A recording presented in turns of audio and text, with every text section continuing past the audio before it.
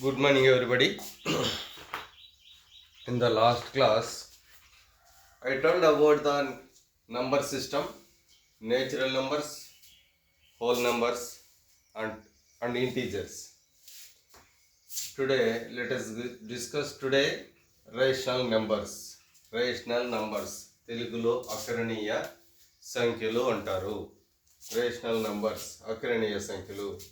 ఈ rational numbers దేనితో సూచిస్తారంటే క్యూతో సూచిస్తారు. Queue is equals to within flower bracket P by queue comma queue is not is equals to 0. Rational number యొక్క రూపం మొత్తం టోటల్గా ఎట్లుంటుందంటే పి బై క్యూ రూపంలో ఉంటుంది. ఇది మీకు ఎగ్జాంపుల్ చెప్తే క్లియర్గా అర్థమవుతుంది. ఫర్ ఎగ్జాంపుల్ 1/2, 1ని పిగా అనుకో, 2ను క్యూగా అనుకో. 1/2 పి బై క్యూ ఫామ్లో ఉంది. So this is rational number.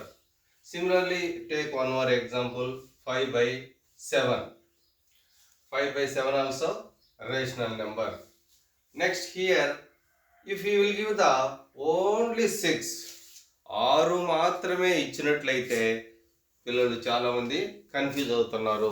ఇది రేషనల్ నెంబర్ అవునా కాదా? రేషనల్ ఎగ్జామినేషన్లో వాడు ఆర్ ఇచ్చేస్తాడు. You will ask the questions whether it is the rational number or not. Many students are getting the confusion. Maybe may not be. May be rational number, may not be rational number. For the confusion arising I'm saying here number ఏదైనా సరే 6 కానీ 7 కానీ 8 కానీ 9 కానీ ఏదైనా ఇచ్చినట్లయితే దాని కింద 1 పెడితే అది రేషనల్ నెంబర్ అయిపోతుంది. దాని కింద 1 పెడితే అది రేషనల్ నెంబర్ అయిపోతుంది. సపోజ్ వాడు 7 ఇచ్చాడు, దాని కింద 1 పెట్టు, అది రేషనల్ నెంబర్ అయిపోతుంది. Okay, suppose you will give the 0/1 is equals to 0 even though this is the rational number. So rational numbers ఎట్లుంటాయి, రేషనల్ నెంబర్ ఫార్మేషన్ ఎట్లుంటుంది అనేది this is the equation for the rational number, I mean formula proceduring system. Then come to the example 1/2, 5/7, 6/1, 7/1, 0. అంటే if you will give the any number, అతను ఏ నెంబర్లు ఇచ్చినా నెంబర్కు by 1 వేసినట్టయితే rational number అయిపోతుంది. అయితే రేషనల్ నెంబర్ సిస్టంలో కింద డినామినేటర్లో ఏదైతే ఉన్నాయో డినామినేటర్ యొక్క విలువ 0 కానంత వరకు అది రేషనల్ నెంబర్గానే ఉంటుంది. 0 అయితే రేషనల్ నెంబరు కాదు. నెక్స్ట్ కమ్ టు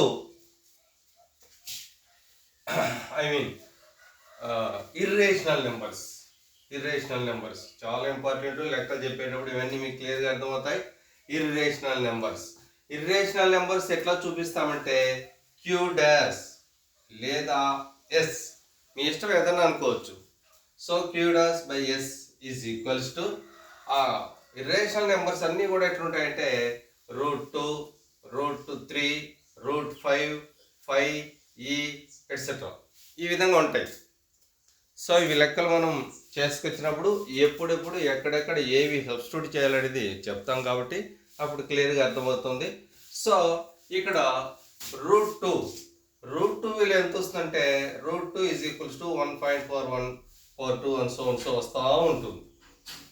సిమిలర్లీ √3 కూడా విలువ ఎట్లుంటుందంటే 1.732 అని సో. సో అదేవిధంగా పై విలువ పై ఈజ్ ఈక్వల్స్ టు 3.141425. ఒరిజినల్గా పై విలువ మనం ఎట్లా రాస్తామంటే పై ఈజ్ ఈక్వల్స్ టు 22/7 అని రాస్తాం. The 22/7 is not exactly number for 5. 5కి ఇది కాదు, మోరార్లెస్. బట్ ఇక్కడ విలువ ఖచ్చితంగా తీసుకున్నట్టయితే పై ఈజ్ ఈక్వల్స్ టు 3.141415 సో. కాబట్టి ఇవన్నీ గుర్తుపెట్టుకోవాలి. So rational numbers, irrational numbers మనం లెక్కలో సబ్స్టిట్యూట్ చేసినప్పుడు ఖచ్చితంగా వస్తుంది. ఫండమెంటల్స్ చాలా ఇంపార్టెంట్. పర్ఫెక్ట్గా నేర్చుకున్నట్టయితే చాలామంది లెక్కలు నాకు రావు, నేను ఇబ్బంది పడుతున్నాను, నాకు ఏమాత్రం అర్థం కాదు అనేటువంటి వాళ్ళకు ఇవి కానీ ఇక్కడి నుంచి కానీ ఖచ్చితంగా మనం నేర్చుకున్నట్టయితే వాళ్ళు ఖచ్చితంగా ఉపయోగపడతాయి. సో గుర్తుపెట్టుకొని మీరు ఇవన్నీ బాగా నేర్చుకోవడానికి ప్రయత్నం చేయండి. రెండోది ఇక్కడ గుర్తుపెట్టుకోవాల్సి ఉంటుందంటే జనరల్గా ఈ రేషనల్ నెంబర్స్లో 2 టైప్స్ ఉంటాయి. డెసిమల్ సిస్టంలో తీసుకున్నప్పుడు 2 టైప్స్. ఒకటేమో టర్మినేటింగ్ డెసిమల్స్, రెండోది నాన్ టర్మినేటింగ్ డెసిమల్స్. మీకు ఇంతకుముందు లాస్ట్ క్లాసు చెప్పలేదనుకుంటా. So terminating decimals, non terminating decimals. దీనికి ఎగ్జాంపుల్కి ఇస్తున్నా. ఎందుకు టర్మినేటింగ్ అంటారు, ఎందుకు నాన్ టర్మినేటింగ్ అంటారు నేను ఎక్స్ప్లెయిన్ చేస్తాను. దానికంటే ముందు టర్మినేటింగ్ డెసిమల్స్ అంటే 1/5, 2/5, 3/6 అండ్ 5/7. ఎందుకు వీటిని టర్మినేటింగ్ అంటారంటే న్యూమరేటర్ను డినామినేటర్ చేస్తే భాగించినట్లయితే దాని విలువ అంతమవుతుంది, ఎండ్ అవుతుంది. ఫర్ ఎగ్జాంపుల్ మీకు ఎట్లా చెప్తే అర్థమవుతుంది. సపోజ్ 1ని 1/5 ఉంది. ఈ 1/5ను 1ని 5 చేత భాగిస్తే ఇది చిన్న నెంబరు, ఇది పెద్ద నెంబరు పోదు కాబట్టి ఇక్కడ పెద్దగా ఉండాలి కాబట్టి పాయింట్ పెట్టుకొని 0 పెట్టుకుంటే 5 2 10. సో ఎండ్ అయిపోయింది, ఇంకా రాదు, ముందు వచ్చే అవకాశం లేదు, అంతే. So we're calling it is terminating decimals. One more example. Suppose take 2/5 is equals to 2ను 5తో డివైడ్ చేస్తే పోదు కాబట్టి 0 పెట్టుకుంటే 5 4 20. So this is the ending number. It won't be extended. ముందుకు దాన్ని పెంచేటువంటి అవకాశం లేదు, అంటే ఎండ్ అవుతుంది. అందుకే దీన్ని టర్మినేటింగ్ అంటారు. You take one more example. Suppose 3/6. 3ని తీసుకో,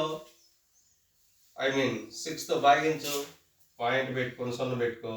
5 6 30.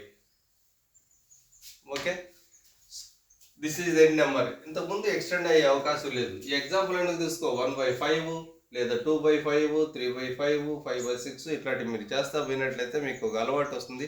ఎప్పుడు రెగ్యులర్గా చేసుకున్నట్లయితే మీ లెక్కలు అనేది నీళ్ళ ప్రాయంగా అయిపోతుంది. ఏది టర్మినల్, ఏది నాన్ టర్మినల్ అనేది క్లియర్గా తెలిసిపోతుంది. మనం చేసేదాన్ని బట్టి, మనం ప్రాక్టీస్ చేసేదాన్ని బట్టి ఇవన్నీ మనకు నేర్చుకోవచ్చు.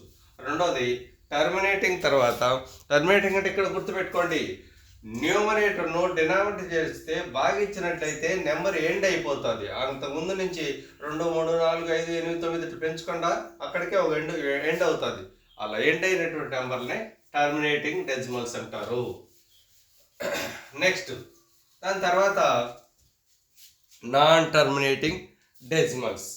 నాన్ టర్మినేటింగ్ డెసిమల్స్ అంతం కావు, వస్తానే ఉంటాయి. ఇందాక అంతం అయిపోయింది, ఎండ్ అయిపోయింది, సర్టన్ నెంబర్తో 0.2 అని, 0.4 అని, 0.8 అని అంతం అయిపోతాయండి, మళ్ళీ ముందు రావు.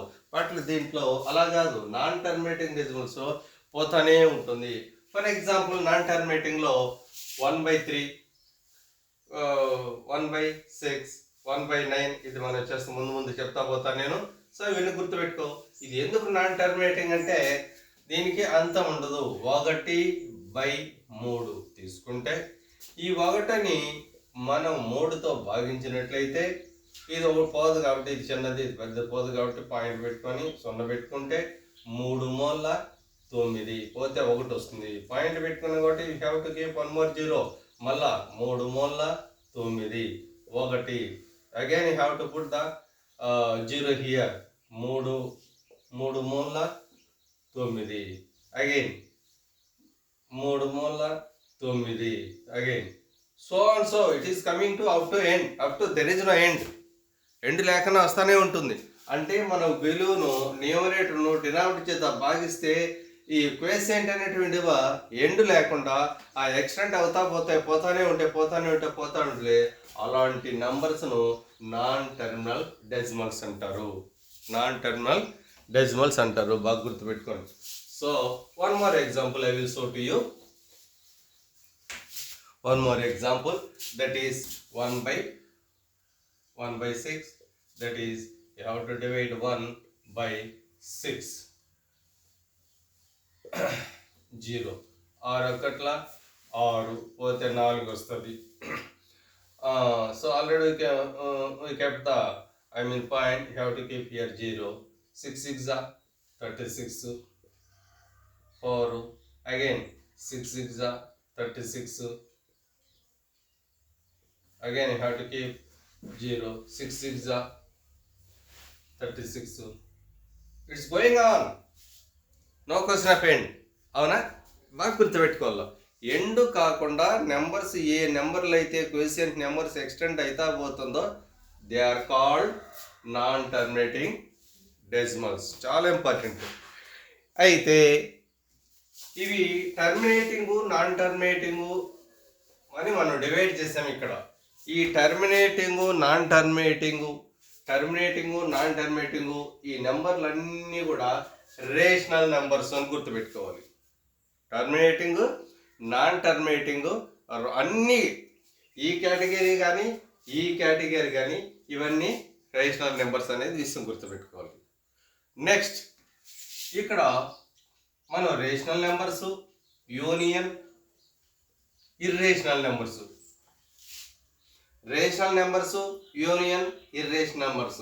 ఇటు రెండు కలిపితే క్లబ్ చేస్తే వాటిని ఏమంటారంటే రియల్ నెంబర్స్ అంటారు. రియల్ నెంబర్స్ చాలా ఇంపార్టెంట్, చాలా ఇంపార్టెంట్. ఇక్కడ వరకు చూసుకో. మనం రేషనల్ నెంబర్ తీసుకున్నాం, దాంట్లో ఎట్లా ఫార్మేషన్ వస్తుందో చెప్పాము. అలాగే ఇర్రేషనల్ నెంబర్ తీసుకున్నాం, దాంట్లో ఉన్నటువంటి నెంబర్స్ దాని యొక్క వాల్యూస్ ఎట్లుంటాయో రెండో చెప్పాం. రెండోది టర్మినేటింగ్ నెంబర్స్, నాన్ టర్మినేటింగ్ నెంబర్స్ను రెండు క్లబ్ చేస్తే union numbers, rational numbers, irrational నెంబర్స్ను క్లబ్ చేసినట్టయితే వాటిని ఏమంటారంటే రియల్ నెంబర్స్. చాలా ఇంపార్టెంట్. వాడికి ఎగ్జామినేషన్ వాడు ఎట్లా అడుగుతాడో తెలియదు. రియల్ నెంబర్స్ని వేటిని అంటారు అంటే రేషనల్ నెంబరు, ఇర్రేషనల్ నెంబర్స్ను క్లబ్ చేసినట్లయితే, అందుకే మధ్యలో యూనియన్ పెట్టినాం, క్లబ్ చేసినట్లయితే వాటిని రియల్ నెంబర్స్ అంటారు. అర్థమవుతుంది క్లియర్గా? ఓకే. నెక్స్ట్ మీకు అక్కడ ఎప్పుడు నేను ఇంతకుముందు చెప్పినప్పుడు మిస్ అయితే ఇప్పుడు ఖచ్చితంగా కవర్ అవుతుంది, చూసుకోండి. నెక్స్ట్ చాలా ఇంపార్టెంట్.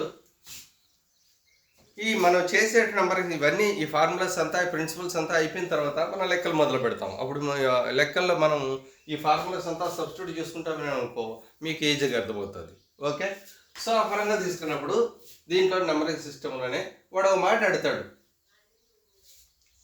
నేచురల్ నెంబర్స్ ఉంటాయి. నేచురల్ నెంబర్స్ 10 నెంబర్లు, 15 నెంబర్లు, 20 నెంబర్లు, 30 నెంబర్లు. You have to find the first 5 rational natural numbers, లేదా 10 నేచురల్ నెంబర్స్, లేదా 15 అంటాడే అనుకో. అయితే చిన్న నెంబర్లు అయితే ఈజీగా చేసేస్తాం, పూడేస్తాం. వాడు ఎక్కువ నెంబర్లు ఇస్తే చాలా కష్టం. For that one he has given the formula. Some of the first n natural numbers, మొదటి n సహజ సంఖ్యల మొత్తం ఎంత అని అడిగితే జాగ్రత్తగానండి. సహజ సంఖ్యల యొక్క మొత్తం ఎంత అని అడిగితే దాని సూత్రం ఏంటంటే n × n+1/2. n+1/2. For example, దానికి ఎగ్జాంపుల్ ఇస్తున్నాను నేను, దాన్ని బట్టి మీకు అర్థమైపోతుంది. Some of the first 10 natural numbers అని అడిగాడు అనుకుందాం. అంటే దాని అర్థం ఏంది? ఇక్కడ n అంటే ఎంత? n అంటే 10 కదా ఇచ్చినాడు ఇక్కడ, అవునా? n అంటే 10. సో 10 నేచురల్ నెంబర్స్ అంటే రెండు రకాలుగా చేస్తా. ఫార్ములా చేసి చూపిస్తా, నాన్ ఫార్ములా చేసి చూపిస్తా. 10 నేచురల్ నెంబర్స్ అంటే 1 2 3 4 5 6 7 8 9 and 10. 10 natural numbers. Natural numbers అంటే మనకు తెలుసు కదా, 1 to 10. 10 natural number చేయమంటాడు. ఇప్పుడు వాడు ఏమన్నాడు? సమ్ అంటే ఏం చేయాలా? యాడ్ చేయాలి తెలుసు. ఇప్పుడు ఫస్ట్ 10 తీసుకో, యాజ్ ఇట్ ఈస్ తీసుకో. 10 plus 1 plus 9 10, 2 plus 8 10, 3 plus 7 10, 4 plus 6 10, plus final ఇది ఒకటే మిగులుతుంది 5. సో 10 20 30 40 50 55 అంటే 10 సహజ సంఖ్యల యొక్క మొత్తము. 10 నేచురల్ నెంబర్స్ ఎంత అయింది మొత్తం? 55. ఓకే. ఇంత చిన్న నెంబర్లు ఇచ్చినాడు, బాగానే ఉంది. వాడు ఒక మాట అడుగుతాడు, 1 నుంచి 100 సంఖ్య మొత్తం ఎంత అంటాడు. 1 నుంచి అప్పుడు చేయలేం కదా ఇట్లా, చాలా కష్టం. అప్పుడు మనం ఫార్ములాను ఉపయోగిస్తాం. అప్పుడు ఏంటంటే ఎన్ ఆల్రెడీ చెప్పిన n ఈజ్ ఈక్వల్స్ టు 10 అని ఓడే ఇచ్చినాడు 10 అని. 10 ఇచ్చినాడు, n ఈజ్ ఈక్వల్ 10. మన ఫార్ములా ఏంది? n ఇంటూ n ప్లస్ 1/2 కదా. ఇప్పుడు తీసుకో, n అంటే 10 అట్లే పెట్టు. నెక్స్ట్ n అంటే మళ్ళీ 10, అది కూడా అలాగే పెట్టు. ఒకటిగానే పెట్టు /2. 10 అట్లే పెట్టుకో. 10 1 11 అవుతుంది /2. 2 1 2 5 11 5 55 వచ్చిందా ఫార్ములా ప్రకారం. బట్ మనం దేన్ని ఫాలో కావాలా? ఫార్ములానే ఫాలో కావాలా. ఎందుకంటే డైరెక్ట్ కంటే ఇచ్చిన నెంబర్లు 5 10 15 అయితే చేస్తాం. 100 200 ఇచ్చిన అనుకో చాలా కష్టం. సో మొదటి 10 సహజ సంఖ్యలు మొత్తం కనుక్కోమంటే the sum of the first 10 natural numbers, this is the formula. By using this formula we have to find easily. Understand? Next, come to next one.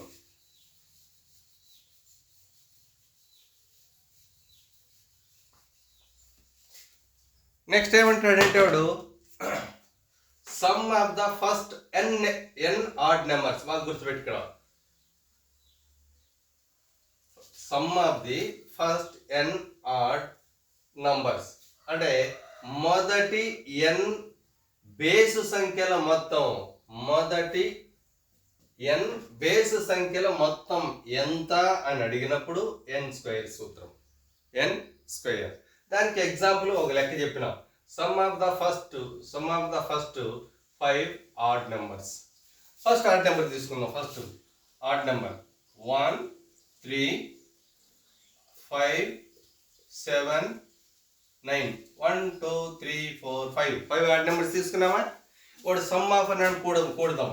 Suppose 1 + 9 10 plus 3 + 7 10 plus 5 ఇచ్చే ఉంది 5. టోటల్ ఎంత? 25. ఏది non formula ప్రకారం చేసాం కాబట్టి మనం formula ప్రకారం చేద్దాం. అది కూడా కరెక్ట్ అయితే అప్పుడు this is the right. Okay, formula ప్రకారం ఏంది? n² అంటే చూడు ఇచ్చిన క్లియర్గా. Some of the first n odd numbers n² కాబట్టి ఇప్పుడు అదే తీసుకుంటాం. n² n అంటే ఎంత? 1 2 3 4 5 ఇచ్చినాడు కదా 5 అని, కాబట్టి 5 స్క్వేర్ ఉంది కాబట్టి స్క్వేర్ వేస్తాం. అంటే దాని అర్థం ఏంది? 5 × 5 5 5 25. అర్థమైందా క్లియర్గా? ఫార్ములా ప్రకారం చేస్తే 25 వస్తుంది, నేచురల్గా చేస్తే 25 వస్తుంది. బట్ మన ఫార్ములా ఫాలో కావాలా. ఎందుకంటే నేచురల్గా కొన్ని నెంబర్లు చేస్తాం కానీ ఎక్కువ నెంబర్ చేసేటువంటి అవకాశం ఉండదు. కాబట్టి దీన్ని ఫాలో కండి. Next one more problem is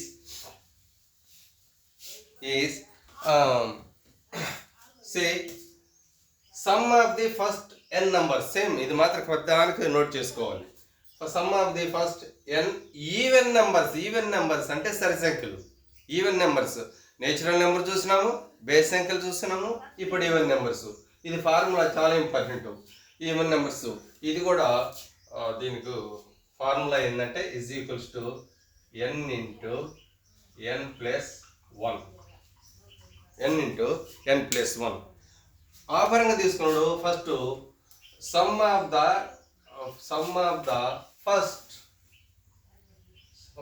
the first 10 even numbers. Even numbers అంటే 2 4 6 8 10 12 14 16 18 20. అవునా?